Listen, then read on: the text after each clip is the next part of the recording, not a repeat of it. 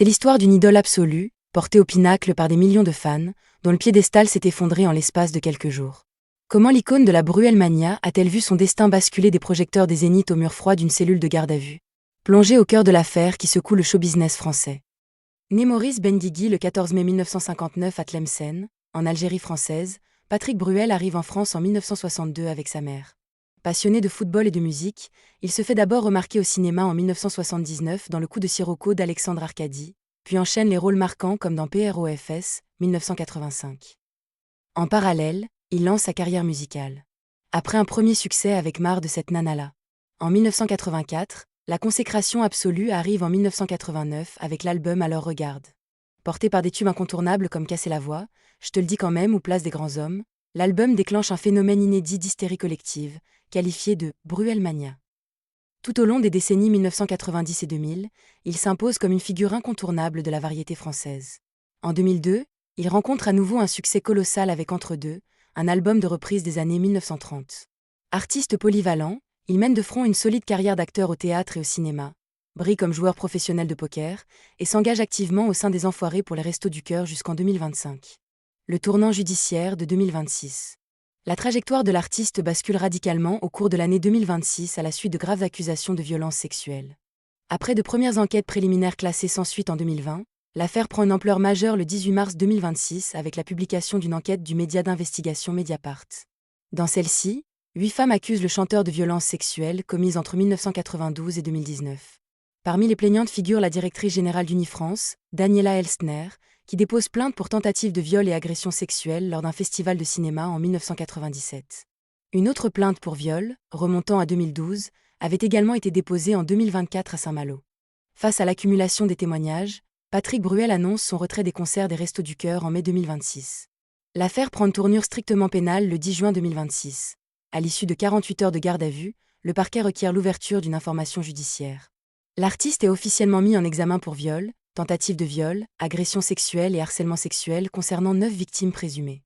Il est placé sous contrôle judiciaire tandis que les magistrats joignent au dossier 13 autres procédures pour des faits similaires s'étalant de 1992 à 2008, afin de vérifier si la prescription est légalement acquise. La tempête médiatique et judiciaire s'intensifie au début de l'été. Entre le 24 juin et le 1er juillet 2026, de nouvelles plaintes pour viol s'ajoutent au dossier au tribunal de Nanterre, dont celle d'une femme, mineure au moment des faits allégués dans les années 2000. Patrick Bruel, qui conteste l'intégralité des faits qui lui sont reprochés, reste présumé innocent tout en continuant de se tenir à la disposition des autorités judiciaires pour la suite de l'instruction. Au sein de la tempête judiciaire entourant Patrick Bruel en 2026, une prise de parole publique a provoqué une onde de choc majeure, celle de l'animatrice de télévision Flavie Flament. En mai 2026, l'ancienne présentatrice vedette sort de l'anonymat après avoir initialement témoigné sous pseudonyme dans la presse et annonce sur ses réseaux sociaux déposer plainte pour viol contre le chanteur. Flavie Flament, déjà engagée de longue date dans la lutte contre les violences sexuelles et pionnière du combat sur l'allongement des délais de prescription pour les mineurs, révèle des faits particulièrement graves remontant au tout début des années 1990. Âgée de seulement 16 ans au moment des faits allégués, elle décrit avoir été repérée sur un plateau de télévision par l'artiste, alors âgée de 31 ans, puis invitée dans son appartement parisien. L'animatrice évoque un « blackout » total après avoir consommé un thé servi par le chanteur, avant de reprendre conscience sur son lit, réalisant l'agression dans un état de sidération et d'incapacité totale à réagir. Par cette démarche, elle déclare vouloir joindre sa voix à celle des autres femmes, pour briser définitivement le silence entourant l'idole des années 1990. Un effet domino de témoignages. La plainte de Flavie Flament s'inscrit dans une libération de la parole systémique qui a vu plus d'une trentaine de femmes briser l'omerta. Parmi les visages majeurs de cette procédure figure Daniela Elstner, directrice générale d'Unifrance, dont le témoignage a mis en lumière des agissements survenus dans le milieu professionnel du cinéma en 1997. À ces figures publiques s'ajoutent de nombreuses victimes restées anonymes mais dont les récits décrivent un modus operandi récurrent. Des professionnels de santé et du bien-être. Et plusieurs masseuses travaillant dans des établissements hôteliers et des spas ont dénoncé des agressions sexuelles et des demandes insistantes de prestations sexuelles imposées lors des déplacements du chanteur. Des jeunes filles et mineurs à l'époque. À l'instar du dossier de Nanterre instruit à l'été 2026, d'autres femmes ont dénoncé des faits subis alors qu'elles étaient adolescentes au pic de la Bruelle-mania. Décrivant des abus de pouvoir et d'autorité. Toutes décrivent des mécanismes de manipulation, de contrainte ou des situations de vulnérabilité exploitées. Ces témoignages concordants, qui s'étalent sur près de 3 décennies, de 1992 à 2019, ont permis aux magistrats de caractériser la possible répétition des faits. De leur côté, les avocats de Patrick Bruel contestent fermement l'intégralité de ces accusations, réfutant toute notion de soumission chimique ou de rapport imposé, et évoquant des relations passées épisodiques ou strictement amicales. La justice poursuit son instruction pour démêler la vérité dans ce dossier hors norme. Dans le contexte de la tempête médiatique et judiciaire qui secoue l'opinion publique autour de Patrick Bruel, les positions adoptées par certaines figures historiques du paysage audiovisuel français, à l'instar de Michel Drucker ou du journaliste Pascal Praud, suscitent de vifs débats. Pour comprendre la posture de ces deux hommes de médias face aux graves accusations de violences sexuelles visant le chanteur, il convient d'analyser les mécanismes de l'industrie télévisuelle, les notions de droit et les liens personnels qui unissent ces personnalités. Voici une analyse détaillée et factuelle des dynamiques qui expliquent leur positionnement. 1. Pascal Praud, la bataille de la présomption d'innocence. Sur les plateaux de CNews et au micro d'Europe 1, Pascal Praud s'est exprimé de manière très claire sur l'affaire Patrick Bruel. Plutôt qu'une protection intime ou amicale, sa ligne de conduite éditoriale repose sur une défense stricte et inflexible de la présomption d'innocence, un principe fondamental du droit français.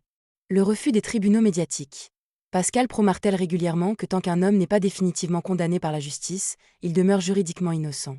Selon lui, la multiplication des témoignages ou des plaintes, l'effet d'accumulation, ne doit pas se substituer au travail des magistrats et des enquêteurs. La dénonciation de la cancel culture. Le journaliste s'oppose fermement aux déprogrammations artistiques et au boycott médiatique d'un artiste avant la tenue d'un procès. Lorsque des municipalités ou des organisations annulent des concerts ou exigent le retrait de Patrick Bruel, Pascal Praud y voit une dérive dangereuse où l'émotion publique et la pression des réseaux sociaux dictent la sentence avant l'heure. Une posture face au mouvement MeToo. Pour Pascal Praud, rappeler la présomption d'innocence matin, midi et soir n'est pas un acte de soutien aveugle à l'accusé, mais une obligation morale pour préserver l'état de droit. Il affirme ne pas remettre en cause la parole des plaignantes, mais refuse que les médias s'érigent en juges. La présomption d'innocence n'existe plus en France. On jette un homme comme ça avec des accusations dont on ne sait pas si elles sont exactes ou pas. Moi, je ne suis pas juge, je ne suis pas magistrat. Pascal Praud. 2. Michel Drucker. La loyauté des « enfants de la télévision ». La relation entre Michel Drucker et Patrick Bruel est de nature radicalement différente. Elle ne s'inscrit pas dans un débat doctrinal sur le droit, mais dans une histoire humaine et professionnelle vieille de plus de 40 ans. Le parrainage historique. Michel Drucker est l'un des premiers à avoir ouvert les portes de ses plateaux à Patrick Bruel à ses débuts dans les années 1980.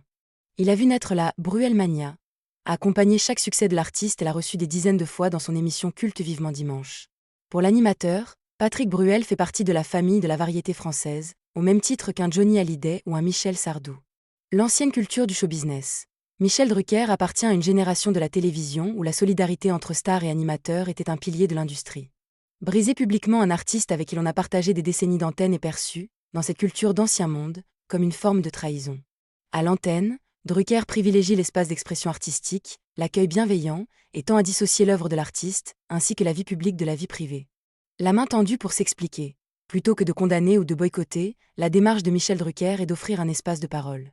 Inviter un artiste sur son canapé rouge en période de crise est une manière de lui permettre de livrer sa vérité face aux téléspectateurs, dans un cadre qu'il sait maîtriser et protecteur. 3. Le poids systémique du divertissement et des restos du cœur. Au-delà des affinités individuelles, la réserve ou la défense relative de l'artiste par de grands visages médiatiques s'explique par la place centrale que Patrick Bruel occupe dans l'industrie culturelle française. Patrick Bruel n'est pas seulement un chanteur, il est une institution économique et caritative. Pendant des décennies, il a été l'un des piliers et des visages les plus emblématiques des Enfoirés au profit des Restos du Cœur. Pour de nombreux programmateurs et animateurs, l'effondrement d'une telle figure représente un séisme pour des œuvres de bienfaisance et des audiences télévisuelles massives. Cette réalité crée ce que Pascal Praud qualifie lui-même de dilemme de la patate chaude ou du mistigris. Le milieu du show-business est terrifié à l'idée de prendre position. D'un côté, la pression sociétale exige une condamnation ferme des violences faites aux femmes, de l'autre.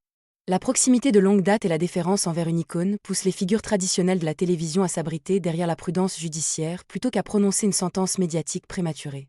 En somme, le comportement de Pascal Praud relève d'une posture idéologique de défense des libertés publiques et des règles de procédure face à l'immédiateté des réseaux. Tandis que celui de Michel Drucker est dicté par la fidélité personnelle et professionnelle à un homme qui a coécrit l'histoire de la télévision française moderne. Pour approfondir le traitement médiatique de cette affaire et écouter les échanges en plateau, vous pouvez visionner l'émission où Pascal Praud s'exprime sur la présomption d'innocence dans l'affaire Patrick Bruel. Cette vidéo permet de comprendre la ligne éditoriale adoptée par le journaliste face à la libération de la parole des plaignantes. De la ferveur des années 90 au banc des tribunaux, l'affaire Patrick Bruel marque un tournant historique pour le show-business français. Elle symbolise la fin d'une époque d'impunité et pose une question cruciale. La justice parviendra-t-elle à démêler la vérité après des décennies de silence ? Seul le procès à venir permettra d'écrire le dernier chapitre de ce dossier. Que pensez-vous du traitement médiatique de cette affaire ? Dites-le moi en commentaire. Pour ne rien manquer des prochains rebondissements judiciaires et décryptage de l'actualité, abonnez-vous à la chaîne et activez la cloche. À très vite.